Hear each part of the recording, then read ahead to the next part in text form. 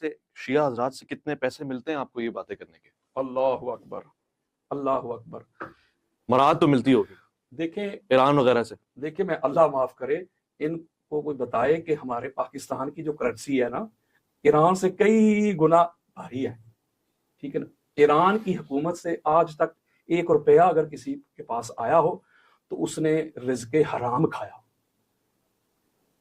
ایران سے عراق سے مجھے 1 پائی آئی ہو، اللہ تعالیٰ مجھے تباہ کر دے، برباد کر دے، مجھے یزید کے ساتھ کھڑا کرے. 1 پائی بھی آئی ہو، 1 روپیہ بھی میں نے کسی سے لیا ہو، کسی سے مانگا ہو کہ مجھے اتنے پیسے دو تو میں آپ کا اعلیٰ کار بنوں گا اور میں آپ کا جو عقیدہ، جو آپ کا جو مقصد ہے یا آپ کا جو وتیرہ ہے میں اس کو پروموٹ کروں گا، آپ کے ویژن کو میں آگے لے کے جاؤں گا. اللہ تعالیٰ اس کو قیامت کے روز جہنم میں ڈالے. میں تو اپنا سوچ رہا ہوں کہ اللہ تعالیٰ میری بخشش کر دے اہل بیت طہار کے صدقہ اور وسیلہ سے. میں کسی کو پروموٹ کروں گا؟ میں تو وہاں کھڑے ہو کے امہات المومنین صحابہ اکرام ان کے نعرے لگواتا ہوں. میں تو نفرت کی دیواریں گرانا چاہتا ہوں. میں تو قدورتیں ختم کرنا چاہتا ہوں. یہ جو یار لوگوں نے اتنی بلند دیواریں کر دی ہیں میں ان کو مسمار کرنا چاہتا ہوں. میں کہتا ہوں کہ اپنی فقہ کو چھوڑو نہ، دوسری کو چھیڑو نہ. میں تو کہتا ہوں بھائی بھائی بن جاؤ. میں تو محبت کا پیغام دیتا ہوں، ٹالرنس کا، کمپیشن کا، بردرہڈ کا پیغام دیتا ہوں. میں تو امن کی بات کرتا ہوں، میں تو جوڑنے کی بات کرتا ہوں. فقط فرق یہ ہے کہ جب ان کو اپنا ذاتی کوئی مطلب ہوتا ہے، مقصد ہوتا ہے، پھر یہ نہیں دیکھتے کہ سامنے شیعہ ہے، کہ سنی ہے، دیوبند ہے، پھر یہ سارا کچھ ان کے لیے حلال ہو جاتا ہے. اگر میں محبت کے لیے، پیار کے لیے، اہل بیت طہار کی نوکری کے لیے اگر میں سادات کے ممبر پہ جاؤں تو میں سنی نہیں رہتا. تو پھر مجھے بتاؤ کہ پھر اگر آج کے دور میں جن شخصیات کا میں نے ذکر کیا ہے ان کو سنیے سے نکال دو گے تو پیچھے رہے گا کیا آپ کے پاس؟ علامہ صاحب یہ جو باتیں آپ نے کی ہیں، امن کی بات، پیار کی بات، لوگوں کو ملانے کی بات، اسے کرنے کے لیے، عملاً کرنے کے لیے بڑی قربانیاں دینی پڑتی ہیں. آپ کون سی قربانی دے کے آئے؟ آپ کی تو گھر والے سلامت ہیں، آپ کی تو گھر کی صورتحال بہتر ہے، مجھے نہیں معلوم، مگر آپ کے پاس تو سب کچھ ہے. اہل بیت طہار کو ماننا کسی دور میں بھی آسان نہیں رہا، بالخصوص مولا علی علیہ السلام کو ماننا. آپ کو کیا لگتا ہے علی کو ماننا خلج کا گھر ہے؟ علی علیہ السلام کو ماننا کل بھی مشکل تھا، علی کو ماننا آج بھی مشکل ہے. علی کو ماننے کے لیے گالیاں سننی پڑتی ہیں. اگر علی کو ماننا ہے تو گولیوں کے لیے تیار ہو جا، بم دھماکوں کے لیے تیار ہو جا، کردار کشی کے لیے تیار ہو جا، فتووں کے لیے تیار ہو جا، سوشل بائیکاٹ کے لیے تیار ہو جا. گھر سے تیری مخالفت شروع ہو جائے گی. آپ ذرا تاریخ پڑھ کے دیکھیں نا، وہ لوگ جو اہل بیت طہار کے محب تھے، وقت کے بادشاہوں نے، جن کے آج کل ملا حضرات قصیدے پڑھتے ہیں، بڑے ان کے ترانے سناتے ہیں اور باہر سڑکوں پہ نکل کے نعرے لگاتے ہیں، انہوں نے حضور علیہ السلام کے اہل بیت طہار کے جو غلام تھے، جو دیوانے پروانے تھے، کیا کیا ظلم نہیں کیا. ان کو قید کر دیا گیا، ان کے بچوں کو ذبح کر دیا گیا اور ان کے کاروبار تباہ و برباد کر دیے گئے اور ممبروں کے اوپر مولا علی علیہ السلام کو سب و شتاب عام کر دیا. اسی میں ایسے حالات میں کہیں میثم تمار نظر آتے ہیں، کہیں حجر ابن عدی نظر آتے ہیں، کہیں حضرت مقداد نظر آتے ہیں، کہیں حضرت عمار ابن یاسر نظر آتے ہیں، جنہوں نے تن من دن لٹا دیا. اگر مجھے کوئی مشکلات کا سامنا کرنا پڑ رہا ہے یا میں فیس کر رہا ہوں تو میں تو سمجھتا ہوں کہ میں اس بات میں اگر اللہ کا شکر ادا کروں تو وہ بھی کم ہے. اویس بھائی آپ نے چونکہ حلف لیا میرے ساتھ جو کچھ ہوا ہے میں اس وجہ سے نہیں بیان کر رہا. بیان کریں آپ. میں صرف اس وجہ سے نہیں کر رہا کہ میں پتہ نہیں کہ میرے ساتھ کتنا ظلم ہو گیا اور میں اس کو قبول کر رہا ہوں. کیا ہوا آپ کے ساتھ؟ میں اس کو ہنسی خوشی قبول کر رہا ہوں. میں سمجھتا ہوں یہ میرے لیے سعادت ہے. مولا تو گواہ رہنا. میں یہ اعتراض کے طور پہ نہیں کر رہا کہ شاید میں مولا علی علیہ السلام کی بارگاہ میں یہ عرض کروں کہ مولا میں نے آپ کے لیے یہ کیا. میں نے تو کیا ہی کچھ نہیں. میں تو مر بھی جاؤں تو پھر بھی کچھ نہیں کیا. میرے بچے بھی قربان ہو جائے پھر بھی میں نے کچھ نہیں کیا. میں ان کی بارگاہ میں کچھ نہیں کہہ رہا کہ میں بہت کچھ کر رہا ہوں. نہ، بس آپ نے سوال کیا ہے تو میں کہتا ہوں اتنی میری مخالفت ہوئی ہے. میں جس مسجد میں جا خطبہ جمعہ دیتا تھا وہاں میری مخالفت شروع. مسجد میں سال ہا سال سے میں خطبہ دے رہا تھا، وہاں مخالفت شروع. یہ شیعہ ہو گیا، یہ رافضی ہو گیا، یہ شیعہ کے پاس جاتا ہے. جب میں نے اس گستاخ سیدہ کے خلاف سٹینڈ لیا تھا اس وقت وہ گھس گئے. یہ مولوی ملا کی دوڑ مسجد تک، یہ محاورہ آپ نے سنا ہوگا. یہ مساجد کے اوپر قابض ہے، یہ قبضہ گروپ ہے، یہ مافیا ہیں، یہ مذہبی دہشت گرد ہے. یہ ہیں اصلی دہشت گرد جنہوں نے مساجد کے اوپر قبضہ کیا ہوا ہے. اس کو نکال دو. یہ رافضی ہو گیا، یہ شیعہ ہو گیا، یہ فلاں کر رہا ہے، یہ فلاں کر رہا ہے. حالانکہ میں مقدمہ لڑ رہا تھا پاک سیدہ کا. میں بتا رہا تھا کہ اہل سنت کا یہ موقف ہے اور ہزاروں لیکچر میں نے دیے سال ہا سال تک. 10 سال کے قریب مساجد میں خطبات دیتا رہا. محبت شروع کر دی. اگر کوئی اہل بیت طہار سے محبت کرنے والا کوئی میرا سنی بھائی مجھے پروگرام پہ بلاتا تو وہاں جا کے ہنگامہ کھڑا کر دیتے. اس کو نہ آنے دو، اس کو نہ آنے دو، کسی شیعہ کو بلا لو، اس کو روکو، اس کو روکو. کراچی سے خیبر تک میری مخالفت ہوئی. گھر میں مخالفت ہوئی. پھر جب تحریک منہاج القرآن نے جسارت کے لیے معاف، میں نے یہ سنا ہے، آپ اس پہ اگر بیان کریں تو الگ بات ہے، خود آپ کے گھر میں بھی دراڑ ڈالی گئی، آپ کو آپ کی زوجہ کے ساتھ علیحدگی پہ مجبور کیا گیا اسی مقدمے کو لے کے، کیا یہ سچ ہے اگر آپ چاہیں تو؟ اصل میں چونکہ میں نے آپ کو حلف دیا ہوا ہے، آپ نے مجھ سے حلف لے لیا ہوا ہے، اگر آپ نے حلف نہ لیا ہوتا تو ہو سکتا ہے یہ میری پرسنل لائف تھی، میں اس کو ڈسکس نہ کرتا، لیکن میں پھر بھی آپ کو جواب دے دیتا ہوں. اصل میں مسئلہ یہ ہوا ہے کہ منہاج القرآن جو ہے، جس میں نے 15 سے 20 سال گزارے تحریک منہاج القرآن میں، حضور شیخ الاسلام کو اپنے استاد کا درجہ دیتا ہوں میں، اور اس تحریک میں میری بڑی خدمات ہے. یہ میں کہہ رہا ہوں، اس تحریک کے لیے میرے پاس وہ ایوارڈ پڑے ہوئے جو انہوں نے مجھے دیے ہوئے، اس نے کارکردگی کے اوپر کہ اس کے یہ کمال ہیں، وہ شیلڈ پڑی ہوئی ہیں، وہ ایوارڈ پڑے ہوئے ہیں. میں سارا دن اس تحریک کے لیے میں نے اسٹرگل کی، اشتہارات لگائے، جا کے تنظیم سازی کی ہے، پھر میں نے کھالیں اکٹھی کی ہے، پھر فنڈ اکٹھے کی ہے، یعنی سارا کچھ کیا. پھر پورے پاکستان میں کراچی سے خیبر تک آپ کا کوئی سندھ کا ویسا علاقہ نہیں چھوڑا، وہ ساری دنیا مجھے جانتی ہے. پھر بلوچستان، پھر کے پی کے، پورے پاکستان کے کونے کونے میں گیا ہوں تحریک کا پیغام لے کے، اور پھر سارا کچھ کیا. مسئلہ یہ تھا کہ یہ جو ہمارے، میں بھی شامل ہو سکتا ہے کہ علماء ہوتے ہیں، ان کے اندر تھوڑا سا بغض کا عنصر بھی پایا جاتا ہے.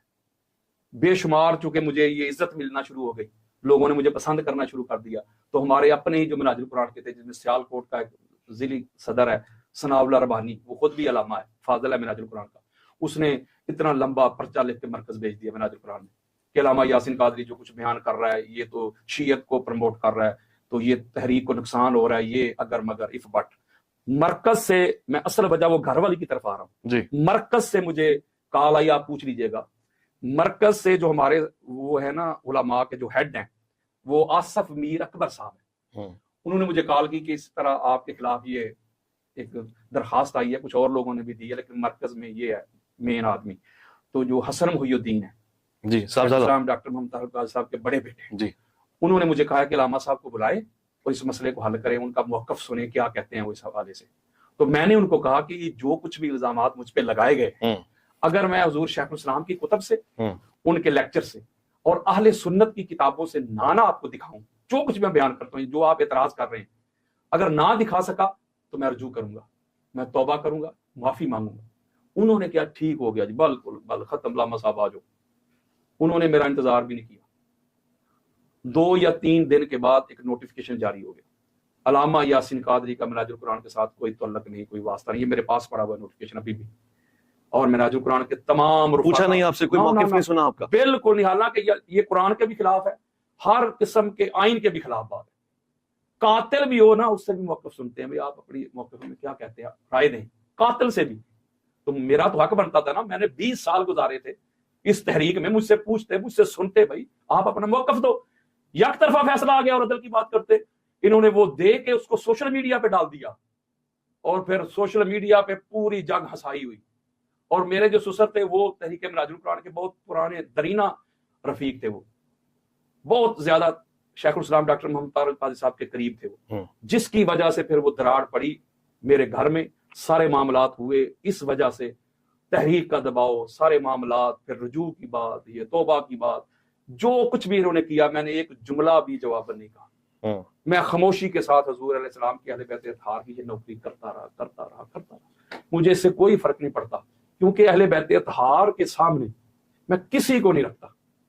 کوئی رہتا ہے رہے، کوئی جاتا ہے کوئی جائے، چاہے گھر بھی ملتا ہے کوئی ملے، کوئی چھوڑتا ہے کوئی چھوڑ جائے. اہل بیت اطہار پہ کوئی کمپرومائز نہیں، بس یہی میں آپ کو کہوں.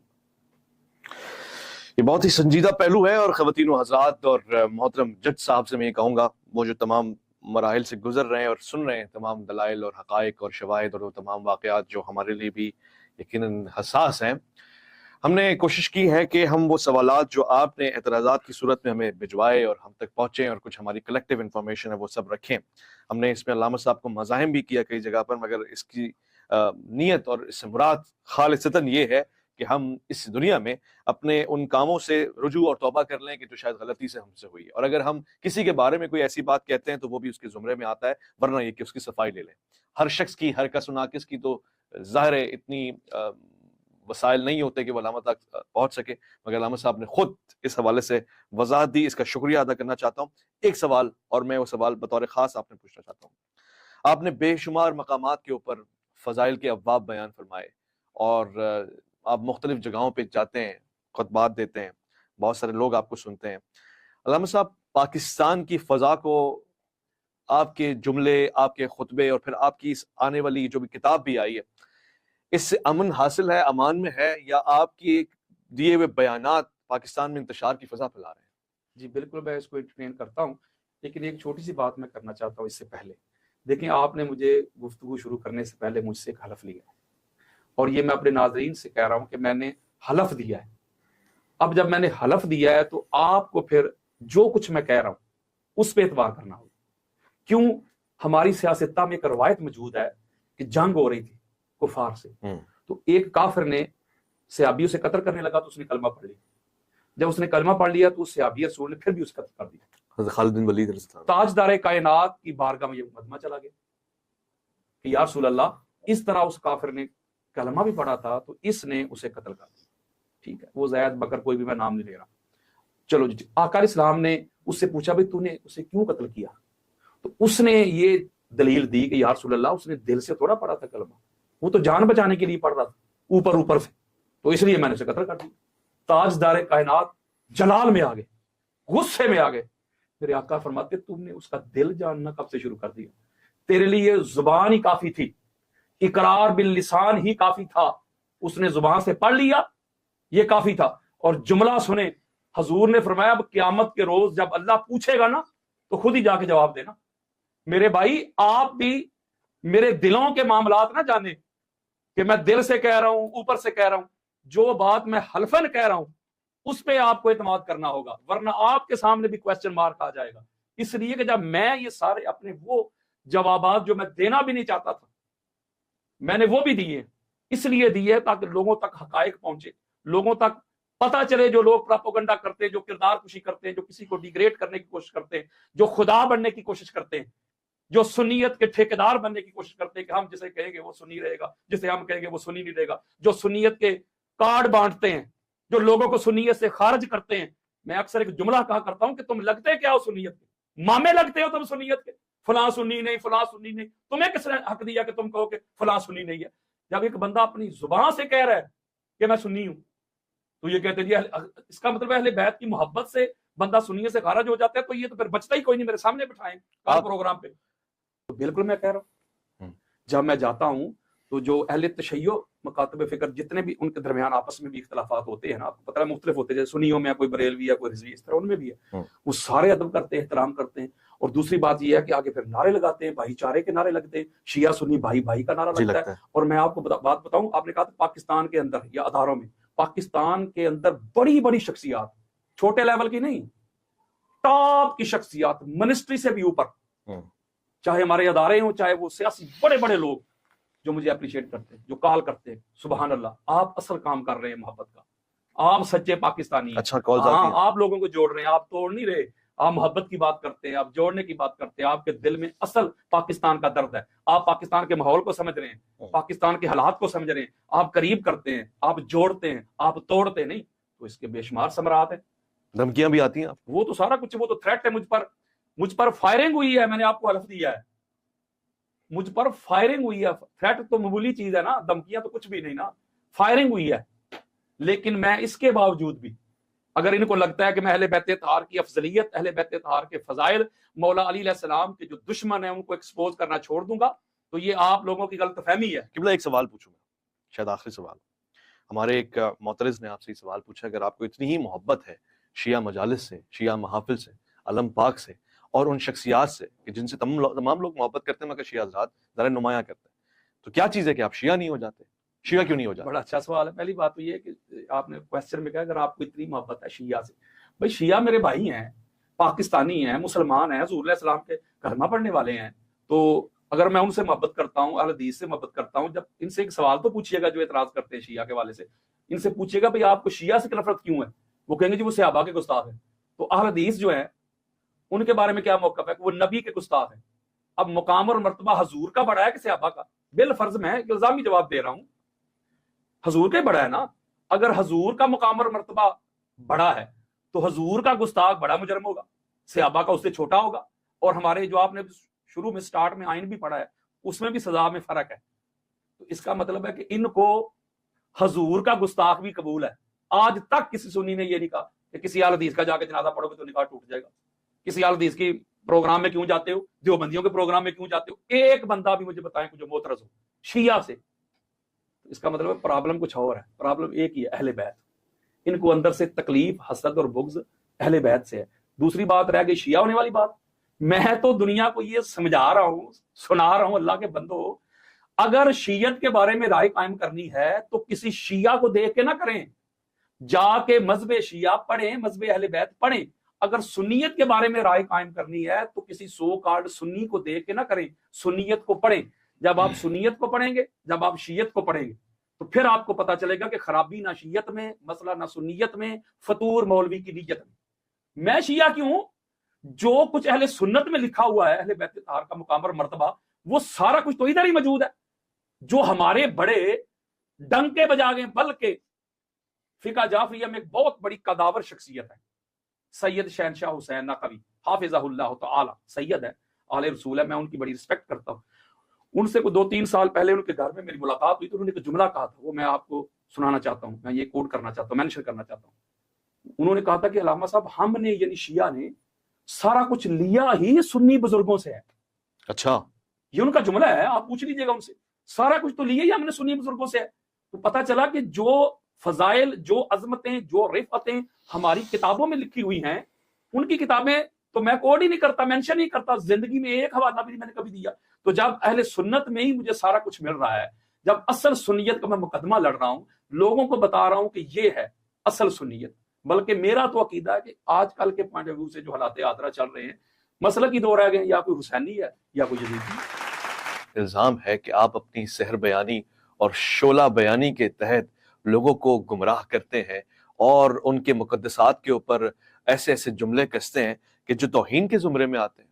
اچھا، یہ بات سنیں میری قبلہ، بات یہ ہے کہ کسی کے فضائل بیان کرنا، کسی کی عظمت بیان کرنا، کسی کی رفت بیان کرنا، کسی کی افضلیت بیان کرنا، اس کا ہرگز یہ مطلب نہیں کہ دوسرے کی تنقیص ہو رہی ہے۔